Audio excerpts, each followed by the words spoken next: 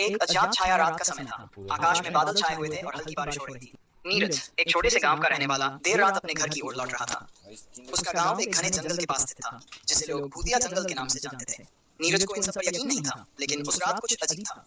जैसे नीरज जंगल के पास पहुंचा, उसे ऐसा महसूस हुआ कि कोई उसे देख रहा है। उसने इधर-उधर देखा, पर कोई नहीं था। उसका दिल तेजी से धड़कने लगा। उसने कदम तेज कर दिए, लेकिन उसके पीछे से किसी के पैरों की आवाज सुनाई दी। वह मुड़कर देखने की हिम्मत नहीं जुटा पाया। अचानक हवा तेज चलने लगी और उसके साथ एक ठंडी सी छाया उसके पास से गुजरी। नीरज ने डरते हुए पीछे देखा तो उसे एक काली आकृति दिखाई दी जो उसके पीछे पीछे चल रही थी। उसका शरीर ठंड से सिहर गया। उसने दौड़ना शुरू कर दिया, लेकिन वह छाया उसके करीब आती जा रही थी। वह जितना तेज दौड़ता, छाया उतनी ही पास आ जाती। नीरज की सांसें उखड़ने लगीं और उसे लगा कि वह बच नहीं पाएगा। तभी वह एक पुराने मंदिर के पास पहुंचा और बिना सोचे समझे मंदिर के अंदर भागा।